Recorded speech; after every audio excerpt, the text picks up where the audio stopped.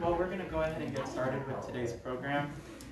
Before I begin, I would like to begin with a prayer, and feel free to pray this prayer in whatever feels most comfortable to you, whether that's praying along with me or having just a moment of silence, and we'll have a brief reflection of silence after we're finished. Creator, we appreciate this time of gathering in communion together in a time that has been offered to us. We find ourselves from a variety of faiths, a variety of places, and in a state of a variety of emotions. This past year has been one that has tested all of us, tested us down to our core and to our very faith, leading us to wonder if there is any hope and any moments of restoration and reconciliation with our neighbor. We find ourselves in times like today, where we can be reminded and assured that there is still good and hope in a community that gathers together despite differences, despite opposing faith traditions. We are grateful where we can gather and grieve together. And we appreciate this time. And now please join me in a moment of silence.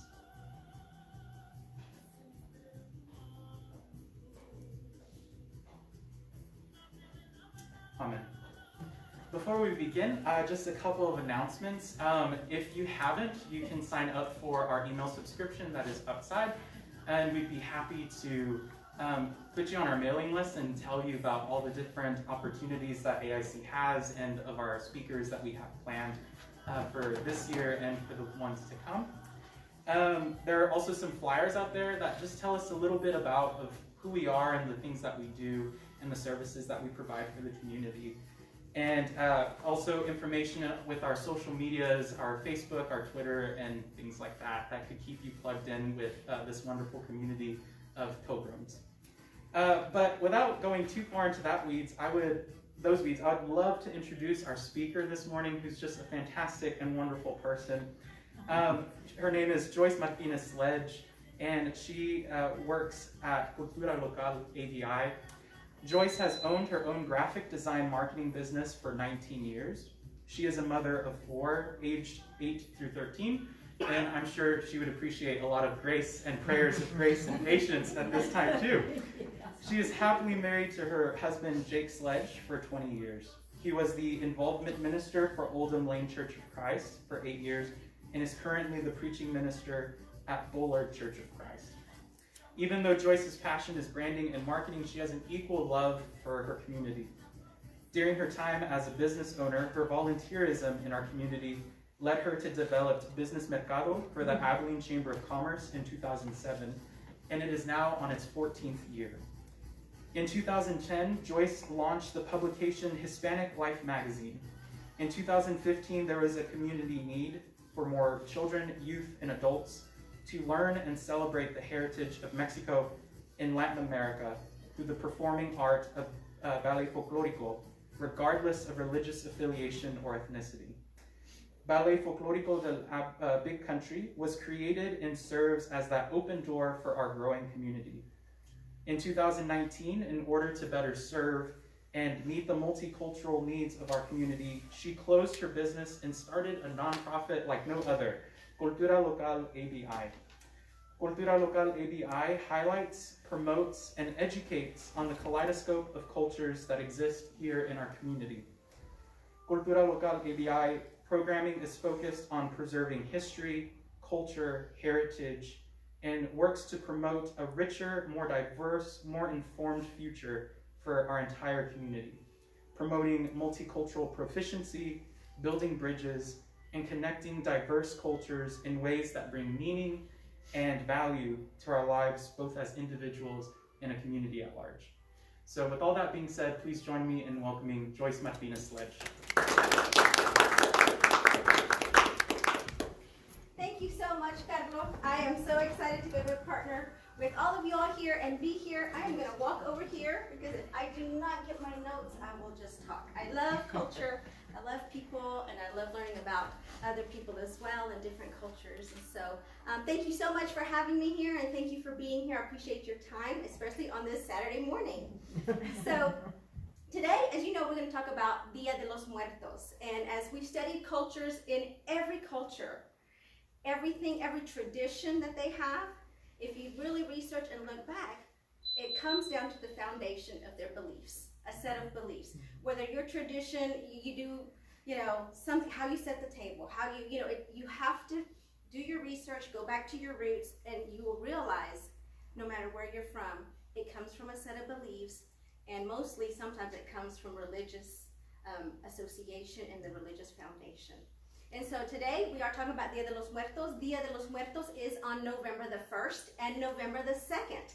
And so Dia de los Muertos has really become a part of pop culture now. It's exciting, it's fun, it's colorful, but we cannot forget where it comes from. You know, it's almost subject to cultural appropriation if we do not stop and think of, okay, what is the foundation? What are we doing here? Are we just having a party? Are we just enjoying ourselves? Are we just dancing? Are we just drinking and dancing and having fun?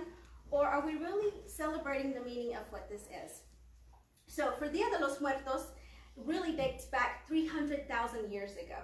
And so a lot of research says it goes back to the Aztecs, but it goes back to the Olmecs and the Toltecs, and yes, the Aztecs, as well as the Nahuatl people.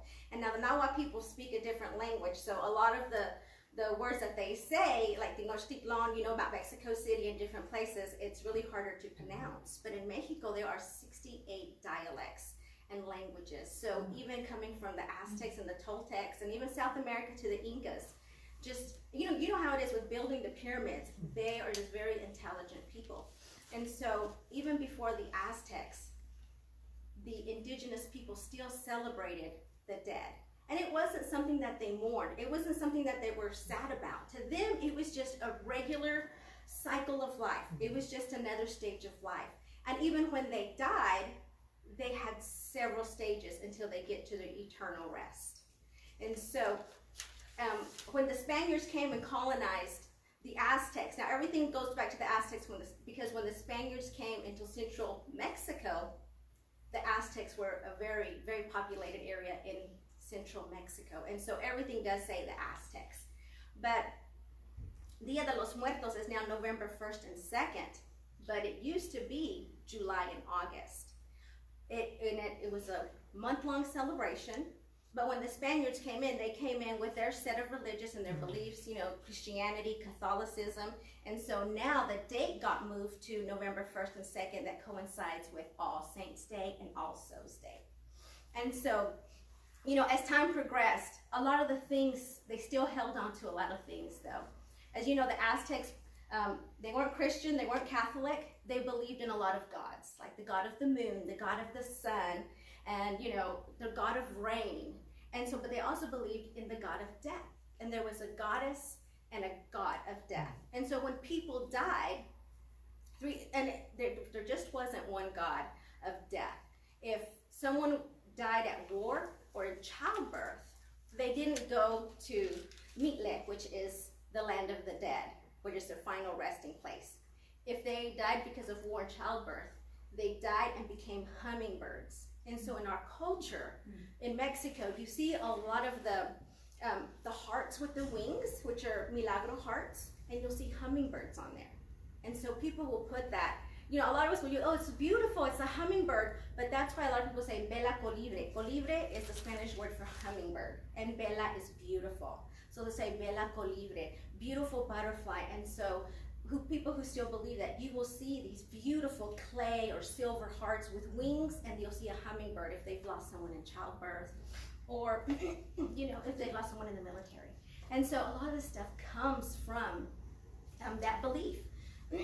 As time went on, of course, we started adapting a lot of the dates and a lot of the things that we did, but the skull for the Aztecs was very sacred.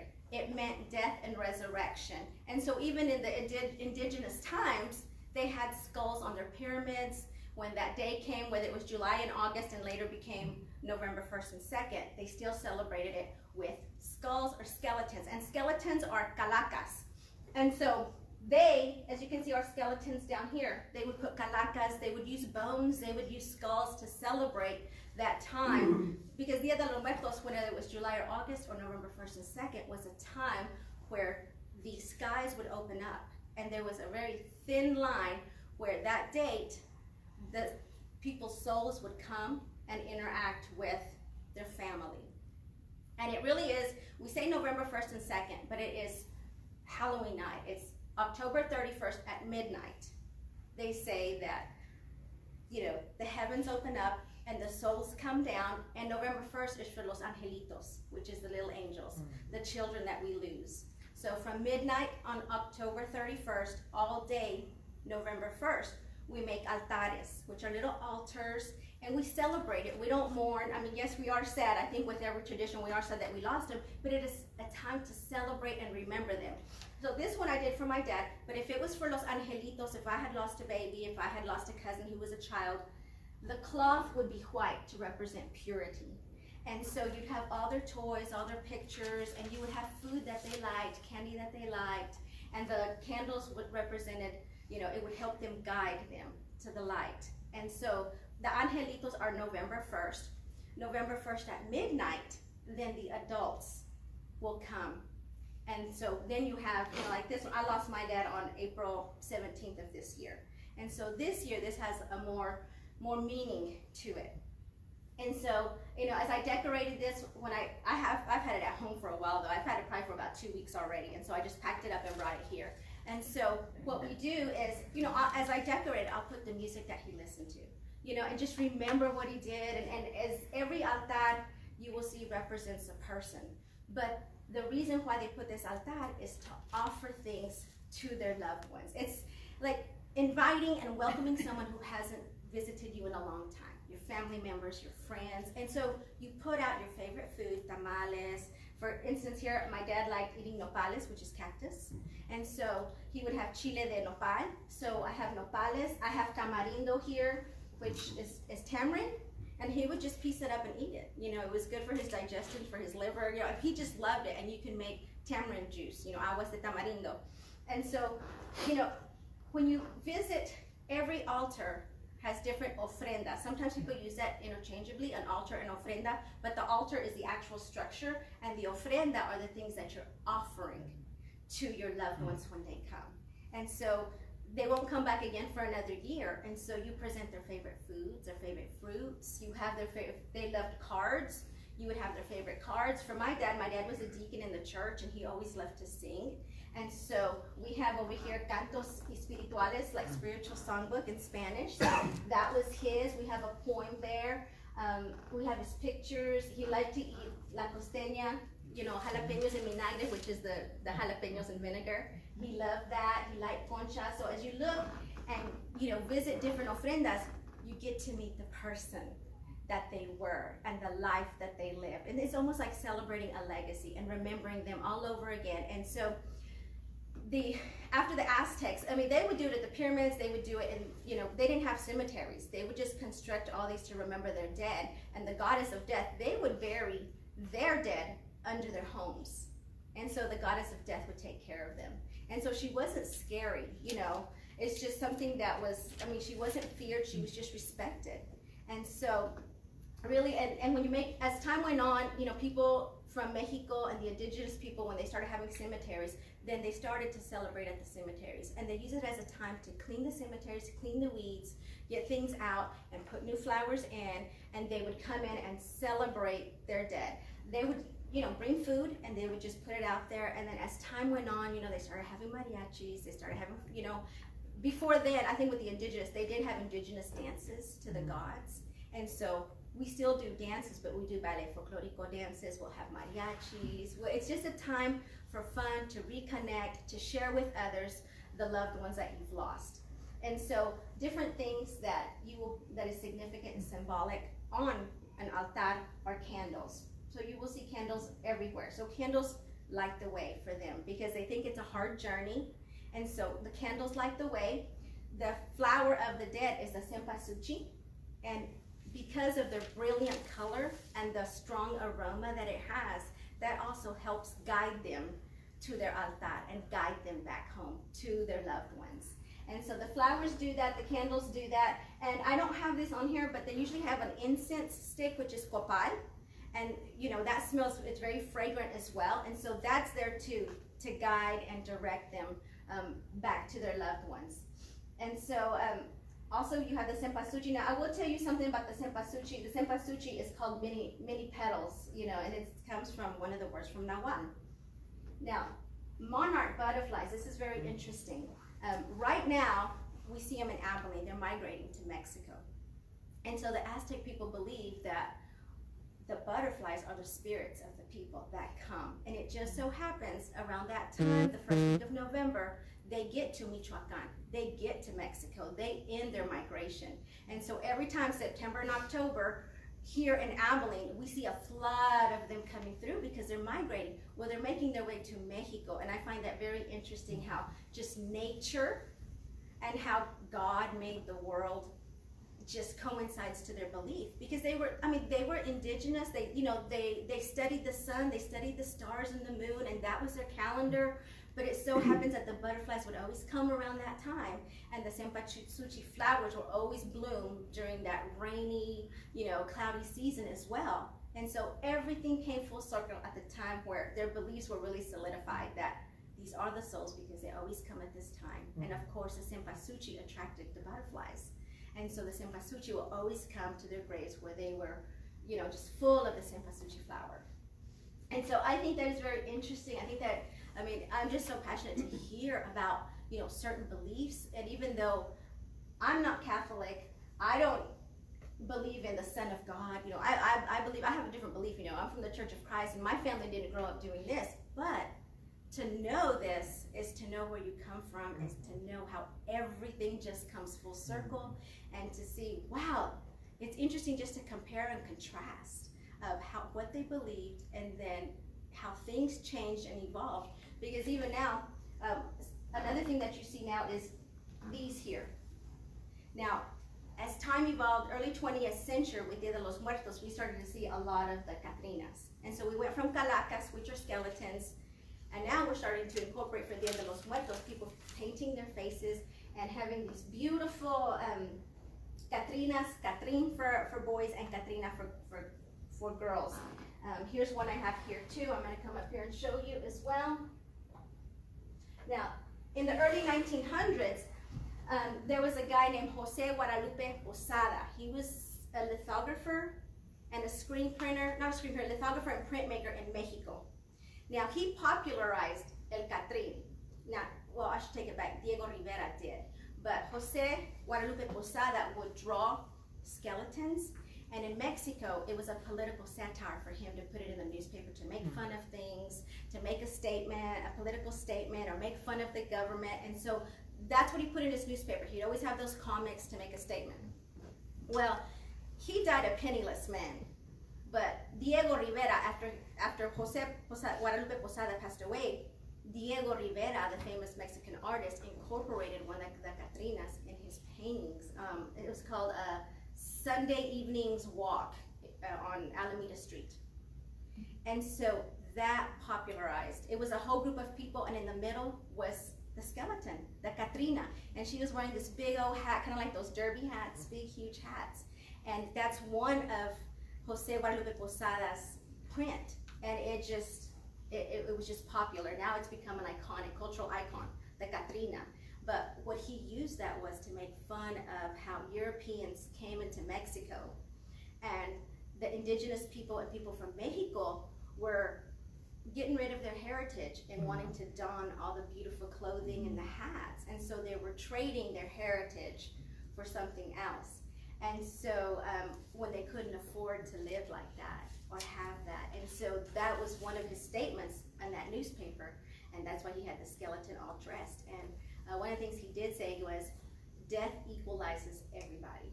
And that's why he used his skeleton. No matter, you know, your economic status, you know, anything socioeconomic, he says death is, you know, that's the foundation, equalizes everybody, because we all die and we don't take anything with us. And so I really like Jose Guadalupe Posada, and once Diego got a hold of it, then the Catrina, and the Catrin just blew up. And you see it everywhere. You see it in Dallas in the Dia de los Muertos parade. You see horses getting painted, and as you can see, you see them here a lot as well. And so that's the history. As things evolved, things changed as well. And so that happened in the 20th century. And so now, like I said, everything has really, everybody has embraced Dia de los Muertos. It's become a holiday. The UNESCO actually had Dia de los Muertos and celebrates it and recognizes it as an intangible art. And so for us who are nonprofits, we can write grants and we can, because it's an intangible art now and it's recognized as that. And so I want to give you guys time to ask any questions. You know, the sugar skulls, that's another thing that you have on the table to represent the calacas and the skeletons that the Aztecs had. But as time went on, bakeries and people would do chocolate skulls and decorate them with glitter and colored candy and put that on there as well. Let me think what else we have on here.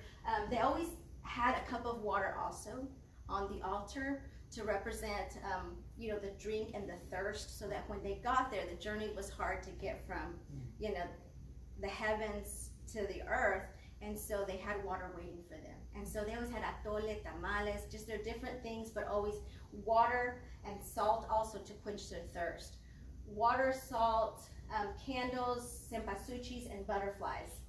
You also had your papel picado, because papel, they believed in the sun and the moon, but papel picado for them represented the wind.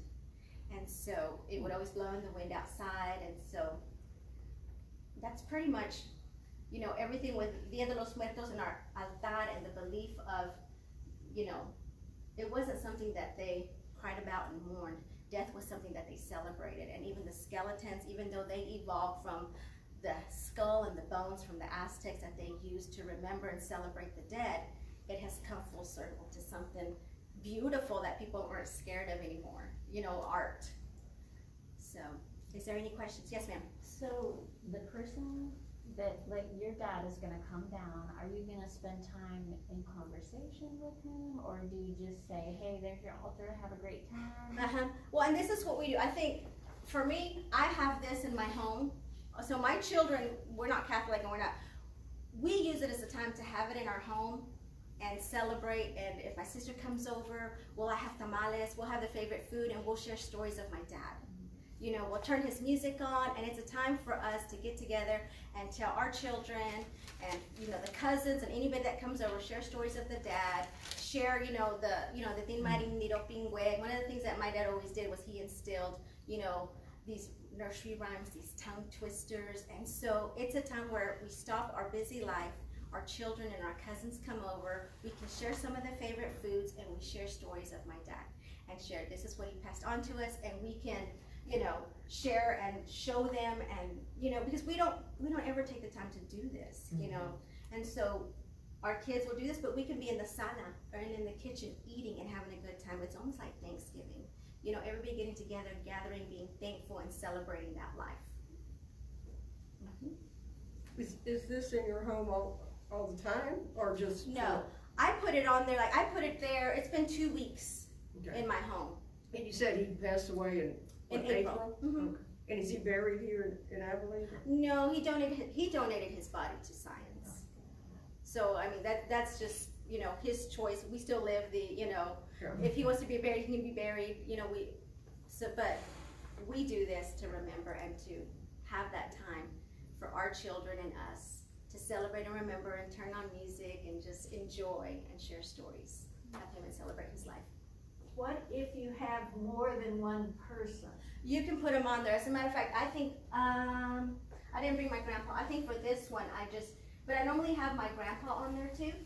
So you can focus on one person, like this one's my dad. And I could also put my pictures of my grandpa, pictures of our cat, last year I did have a picture of my daughter's cat.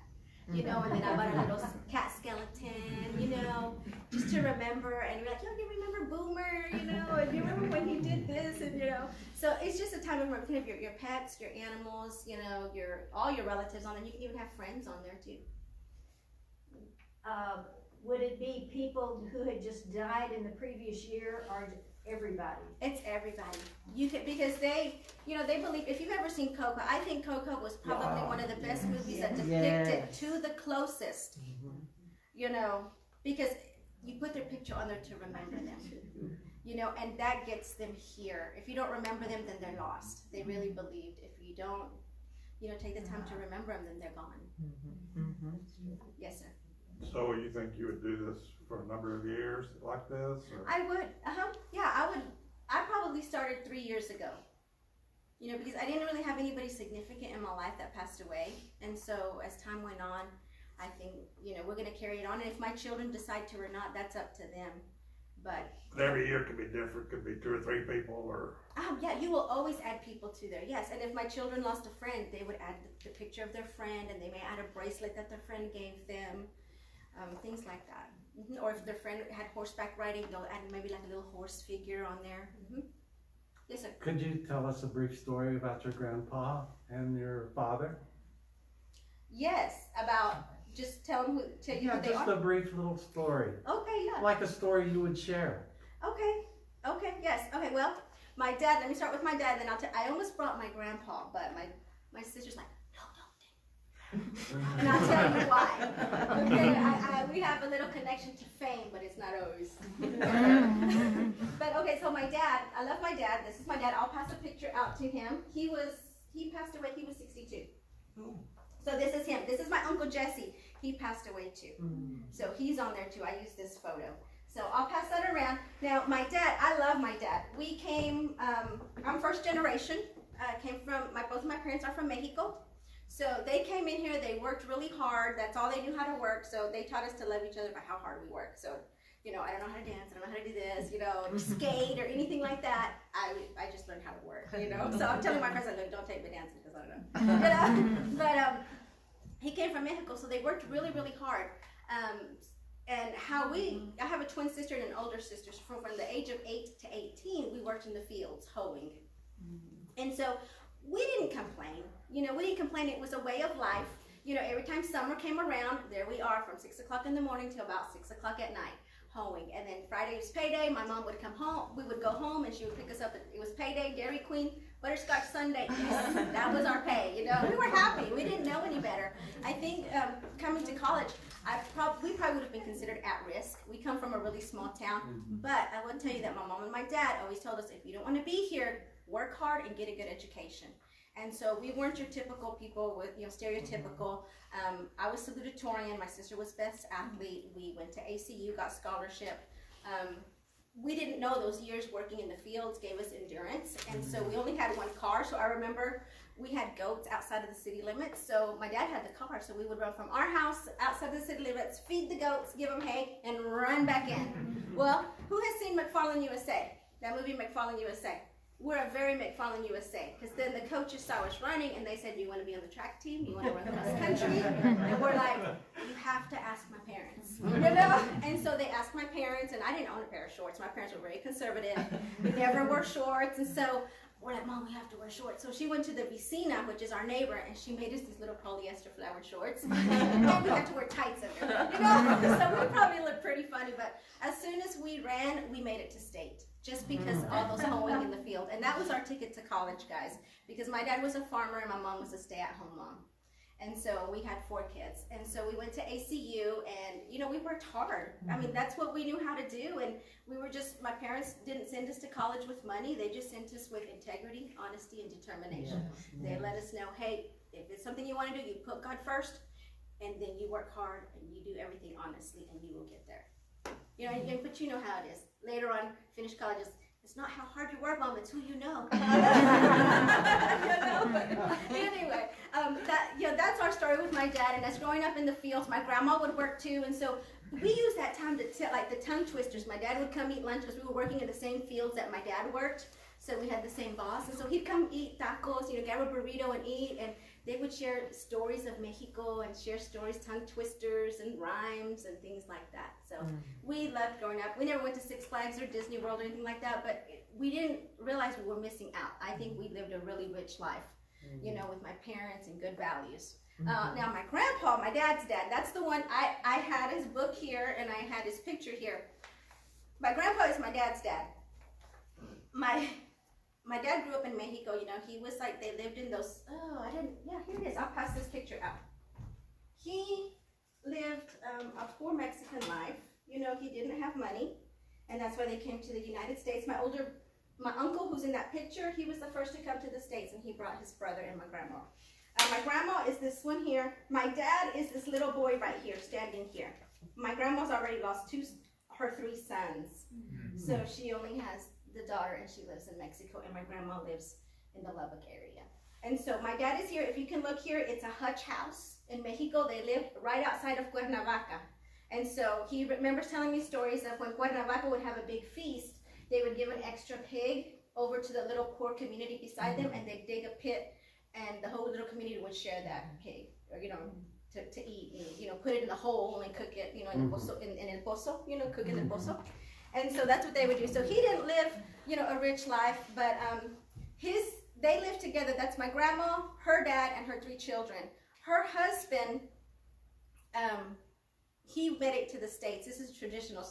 He made it to the States, but he had another wife in Pecos. You know, so he had his Mexican wife and he had his Texas wife, right? And so when my grandma moved over to the States, you know, so I had cousins in Pecos, so I remember visiting them twice. But my grandpa was really, you know, it's just, he got involved in the wrong crowd. He went to jail, and it was like a cycle, and so he ended up in Huntsville. I don't remember, the only time I remember my grandpa was when I was in junior high. I remember visiting him 3 times in the penitentiary in Huntsville. Now, while he was there, I remember in junior high, I just started becoming more aware of my grandpa. My parents had this big old drawer of paper. So when my parents would always go pay the bill at Sears, the teenagers would go and scramble in the papers. Oh, is he more about grandpa? What? You know, it's all like, what happened? Who is he? So because we were starting to hear commotion, and the thing was that my grandpa, I'm sorry, I wish I would have brought that book. In 1971, there was a hostage siege in Huntsville, and there's a book called 7 or 11, I don't know. I'm just gonna say 7 Days in Hell. If you go look up that book, that is the siege in 1971 of Huntsville, where 3 prisoners took over that penitentiary, and my grandpa was one of them. But the leader was Henry Carrasco. He was a drug lord. Now my grandpa had a low IQ, so this is what I tell my kids, because, you know, we put him on the ATAP too, and we use it as an example. We're like, okay, sweethearts, grandpa, look, he's famous, you know, like, he's in a book, but not for the right reason. You know, I said, you know, even if you're not, you know, very smart, you're low IQ, you can't, you know, he followed the crowd. You know, so they saw him as a victim of someone who could help them, and he did. And so really the story was that they made this taco out of these, I don't know what it was, bulletin boards or what, and so they got in there. My grandpa ended up being in death row because they tried to escape, and they all strapped somebody to them and started climbing the walls to get out. And so the people wanted to hose them down, and so they were still climbing, trying to get out. And so they started shooting, and the girl that was strapped to my grandpa died, but the life was on him, which is, you know, should be, right? The life was on him. So that gave him death row, like he killed the life because he was trying to escape, and the lady lost her life, you know? And so that put him on death row. And I remember in junior high, I just remember having affidavits and stories and stuff. And so, but I think in junior high was my last year in junior high, he got lethally injected, and he was the last of the 3. And so I remember my parents, you know, my uncle brought him back in a body bag, and, you know, they did everything, you know. But I remember my parents saying, if reporters come and want to talk to you at school, or when you're walking from school to home, don't talk to them. And so I didn't realize, and I didn't get a hold of that book until I was in college. And then I started seeing everything. And so, I mean, we do things like that. We put that on our altar too, you know. And my dad, you know, I remember visiting my grandpa in Huntsville probably 3 times. And he seemed like a good man, but, you know, you read the story, and I love him. But, you know, everybody does make poor choices. And, you know, I'm sorry he did that, but, you know, everything, you know, it's a good lesson. So in Coco, everybody has a spirit animal guide. You know? That's more of pop culture, I think. Now, that certain dog is seen to be spiritual, and people do believe in alebrijes and magical creatures, but that's more dealing with mythology and their beliefs. And so I think with Coco, they kind of grouped them together.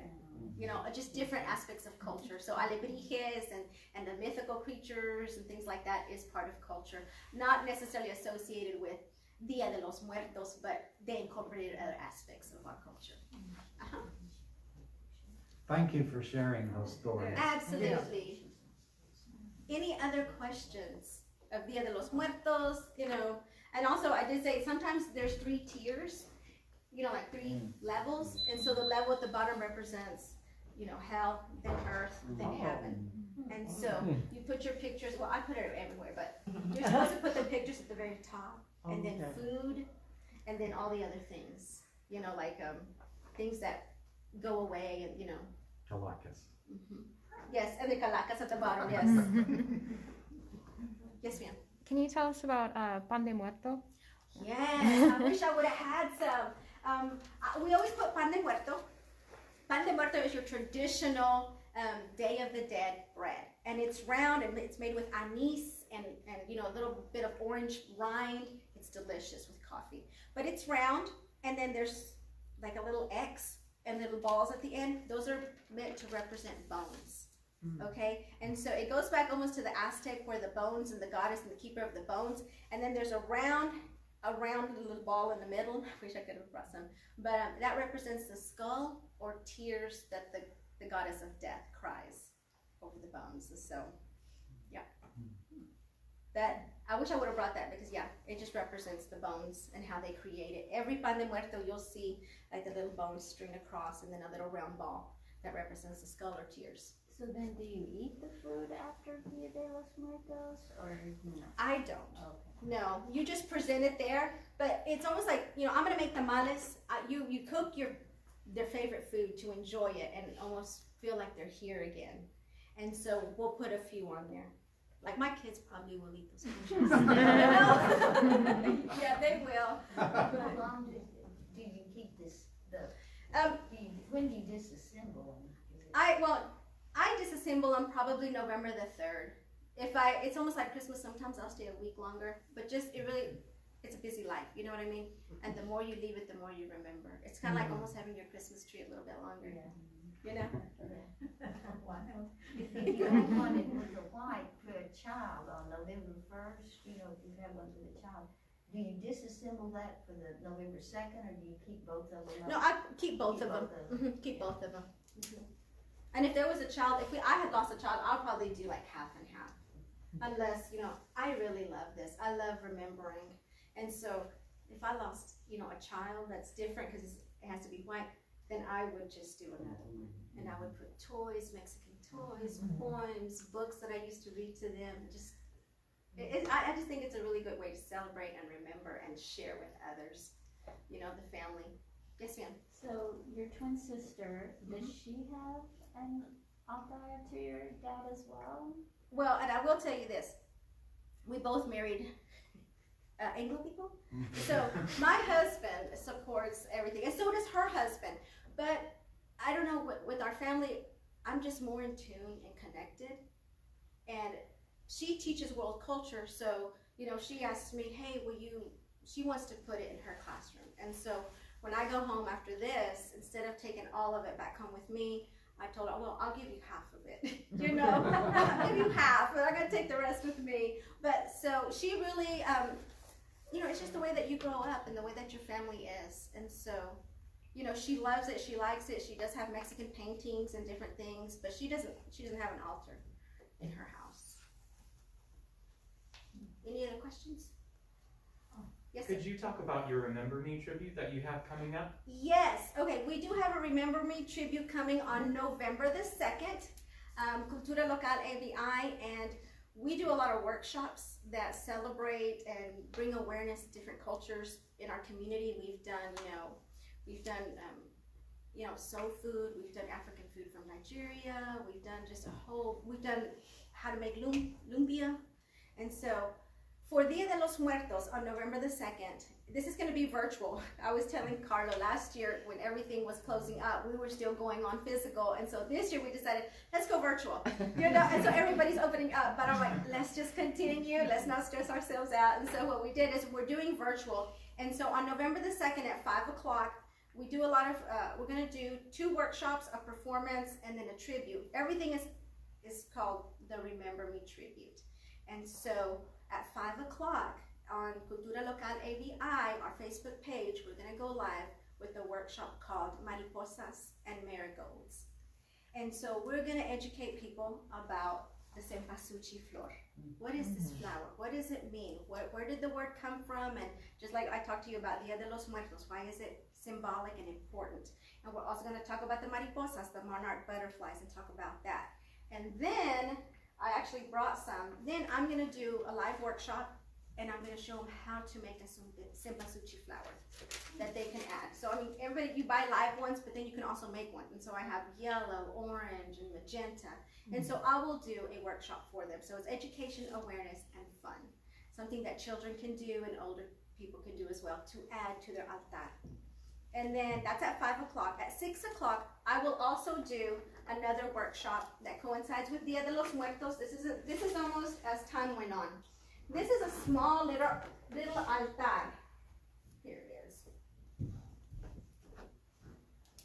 That people put on their altar, but it's almost like a shadow box. Okay, now we created this one. I'm gonna pass this one around. It's okay, my little hat came off, so and these are kind of not stuck, so I know that it's already a little. Okay, I'll do it like that. Okay, this is a nicho box. All right. And so we're gonna have a virtual workshop. We put the supplies on there probably on Monday. And so they'll be ready by the next Monday to have their supplies ready. And so what we're gonna have here, this is a nicho box. It's almost like a little sacred box. It's a box that you decorate almost like an altar with people that you wanna remember. Now we see a lot of these with Selena or Frida and different popular icons. Well, here I have my Mami Jose, my grandma, my dad's dad. It's her parents. And so I got a hold of a picture, and so I bought this little frame. I mean, and then here's little favorite foods here, a sombrero from Mexico, and then I got a little skeleton from, you know, probably the dollar store, Hobby Lobby. And then I just had some tulle, and I cut a little dress, and I made them like, you know, husband and wife. They're both passed away, and so I included the monarch butterflies, some wings, and, you know, here's a picture frame. And so you just include, it's almost like a little miniature altar. And you can put this on your shelf. You can put it on your altar. I leave this out all year, you know. So I'm going to pass that around, but we're going to have a workshop on this. How do you create a nicho box? And so this one, I don't think this is this may be a cigar box, and we usually get them downtown at that little place on North 2nd. I think for $3 or $5 you can buy wooden cigar boxes. And so you can buy shoe boxes also, but that's a nicho box. That's also going on at our Remember Me tribute. And so we want to dig deeper. We don't want to just, okay, let's have folklorico, let's have mariachis, let's have food. We really want to be able to remember why we do this and the foundation, because especially with COVID going on these last 2 years, we want to be able to remember the people that we've lost and create a space for people to share and celebrate and remember. We've lost so many people. And so we're going to have the mariposas and marigolds at 5, the nicho boxes at 6. At 7 o'clock, the ballet folklorico that's under us, Cultura Local ABI, they're going to perform a special tribute. And so they're going to be dancing to the Coco, Remember Me, Llorona, La Bruja, and we've got it really nice by somebody's pool. It's not going to be public. You know, we really want it to be more celebratory and fun. And then after that, we have an exhibit. People in our community are turning in photos and telling stories of their deceased loved ones. And so we told them it's not just a photo, it's a story. We want to hear their story. I don't just want people to put their picture up here, and that's good too, because you remember them. But tell us something about them. Give us 3 words that describe them. Tell them what legacy are they leaving. What do you love most about them?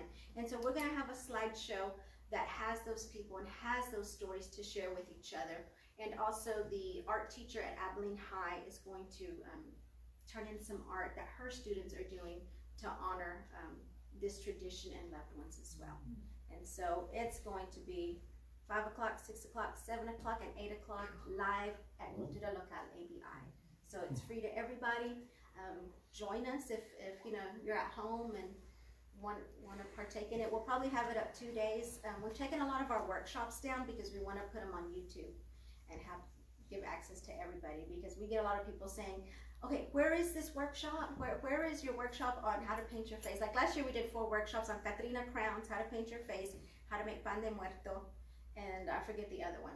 But people were looking for them and they couldn't find them, and so we've taken them off, and we're going to take off the sponsors, and then we're going to put them on YouTube so everybody can access them easier. Any other questions?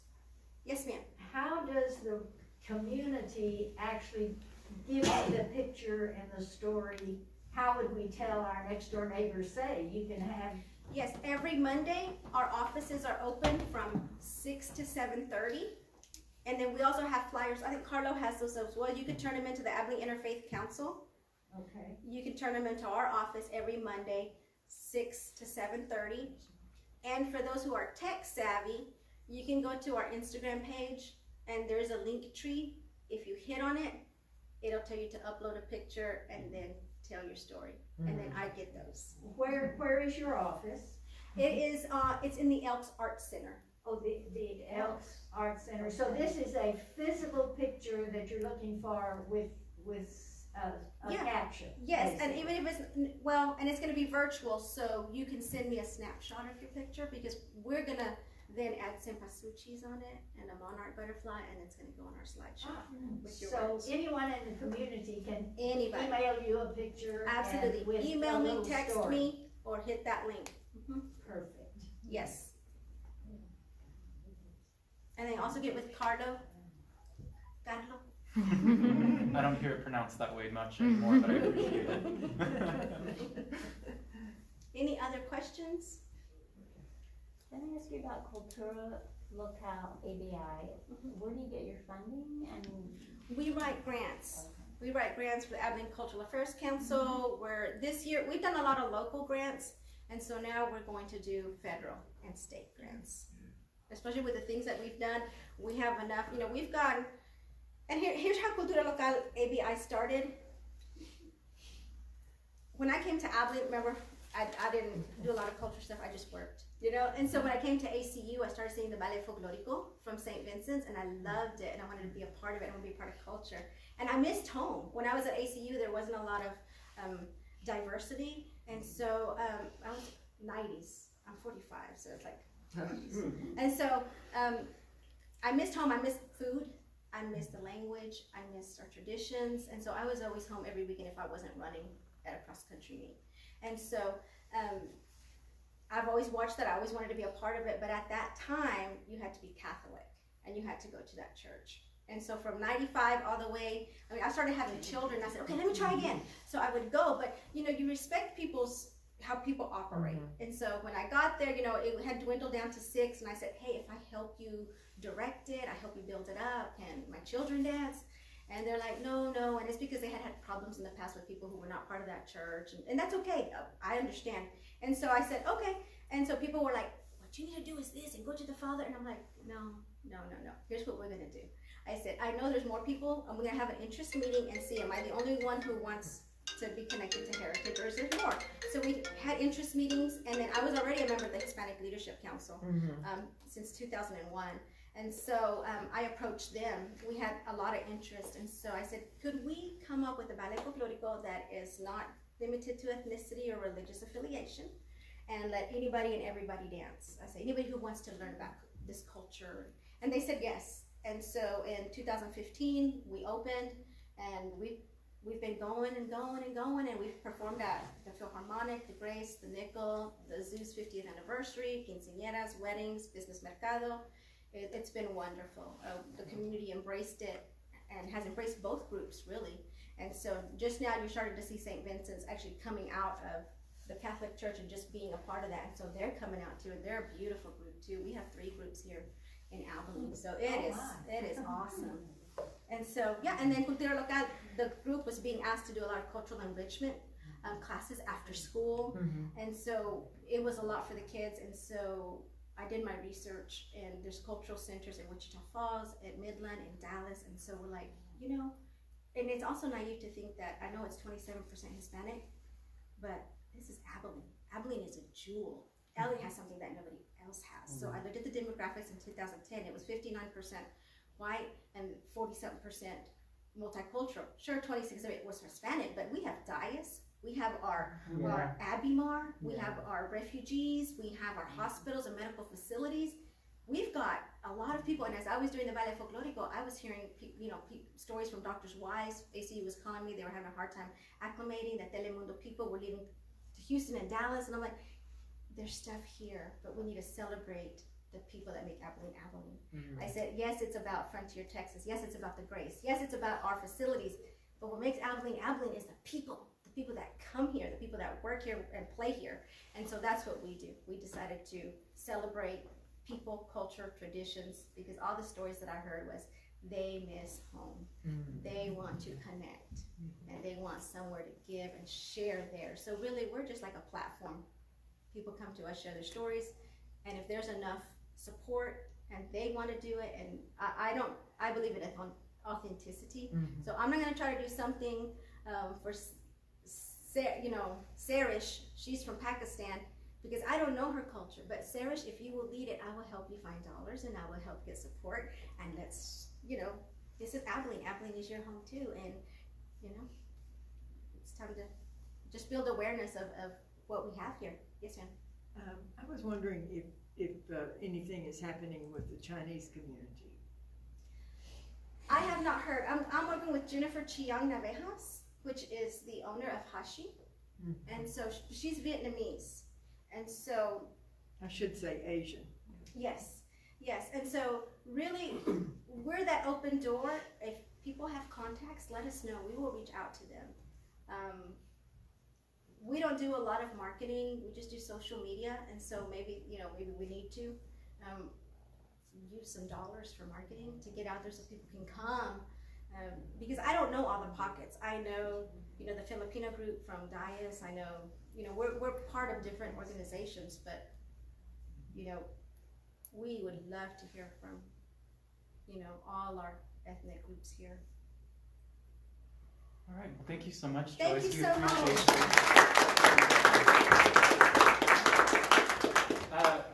Thank you. A wonderful presentation. Learned so much. And just a few closing announcements. We have an event scheduled for November 16th at 7 p.m. And that will be with the Church of Latter-day Saints of Jesus Christ. And we'll have a time of learning a little bit more about that group, their beliefs, and just, it'll be a good time. So that will be scheduled for November 16th at 7 p.m. At the LDS Church.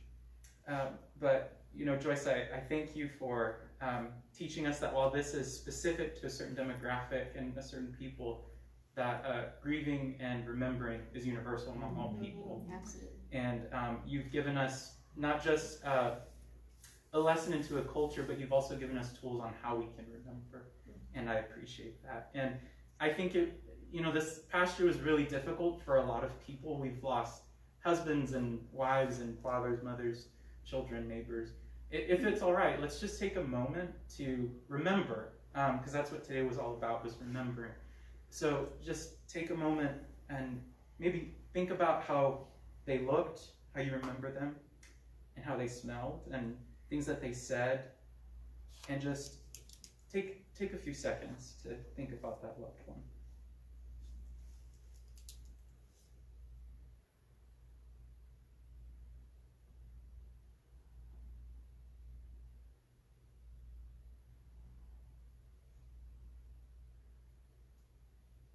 As we think of the pain and the loss of those who are no longer with us, may we find peace knowing that we are their legacy and that we carry them with us wherever we go.